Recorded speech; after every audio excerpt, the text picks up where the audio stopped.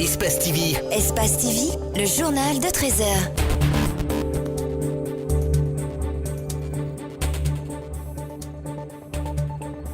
Bonsoir et merci de nous regarder un peu partout à travers le monde. Au sommaire, c'est désormais chose faite. Le projet d'interconnexion en énergie des pays membres de l'OMVG a été lancé ce jeudi à l'INSAN par le président de la République. Une note de satisfaction pour le gouvernement et les partenaires. Le gouvernement guinéen annonce avoir immatriculé plus de 45 000 hectares de terre. L'ambition du ministère de la Ville et de l'Aménagement du territoire est de préserver les domaines de l'État. En interactualité, crise des gilets jaunes en France, la concertation à Matignon tourne court. Emmanuel Macron a écarté tout recul alors qu'Édouard Philippe devrait recevoir des gilets jaunes hier vendredi.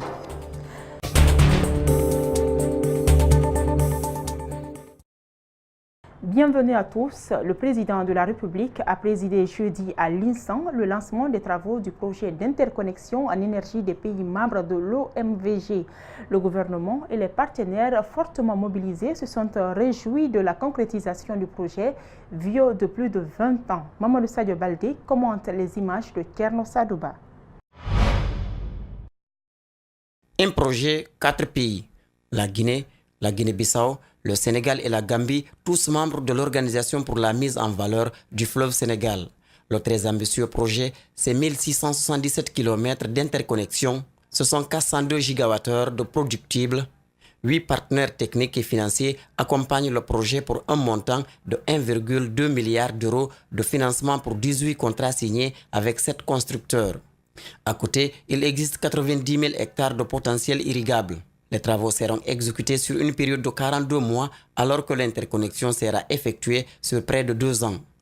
Je réitère au nom du président de la République son engagement ferme ainsi que celui de son gouvernement pour notre organisation et notre sous-région à tout mettre en œuvre pour la résolution de la gestion énergétique.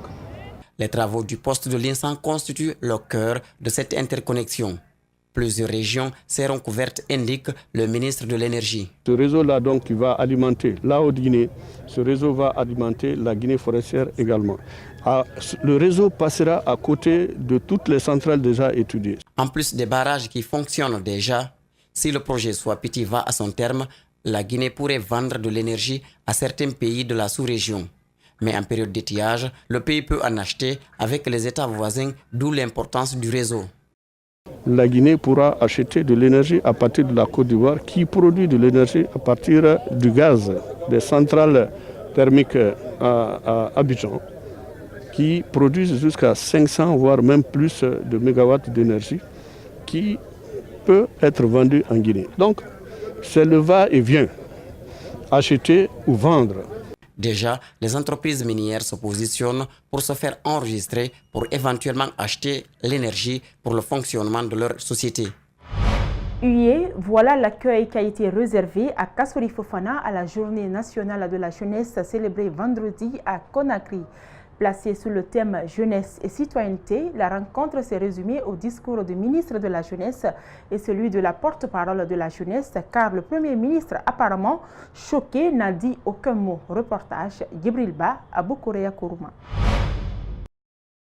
On a marre de ce Premier ministre-là. On avait dit que c'est un Premier ministre proche du gouvernement, mais il n'est pas du tout proche du gouvernement. Il n'a pas du tout de masque du peuple. Depuis sa nomination, ou bien d'ailleurs sa dénomination, on a vu qu'il n'y a aucun impact qui s'est produit depuis sa gouvernance. Et d'ailleurs que l'éducation même en question est à récession.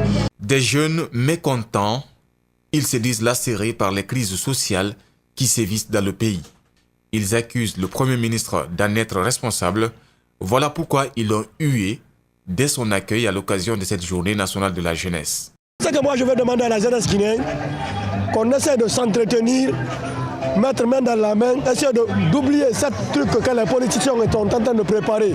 En tant que zone, je condamne avec la dernière énergie ce qui s'est passé ici aujourd'hui.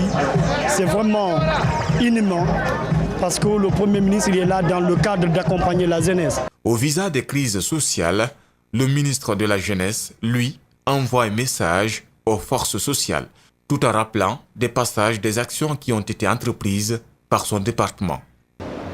Le gouvernement à travers le ministère de la Jeunesse et de l'Emploi des Jeunes, pour ce qui le concerne, ne ménagera aucun effort pour vous accompagner dans votre quête et l'ensemble du bien-être. Et vous devez, chers jeunes, participer à la création de ce bien-être. Durant cette journée, des plaidoyers ont été faits et des difficultés auxquelles les jeunes sont confrontés ont été dites. Du coup, les jeunes sollicitent vivement l'accélération du processus de la mise en place du Conseil national de la jeunesse. Nous sollicitons de vous la poursuite de votre implication effective et efficace, ainsi que votre engagement dans la mise en œuvre des projets et programmes de développement initiés par le chef de l'État et son gouvernement en faveur des jeunes de notre pays. Cette journée marque le 28e anniversaire de la célébration de la Journée nationale de la jeunesse.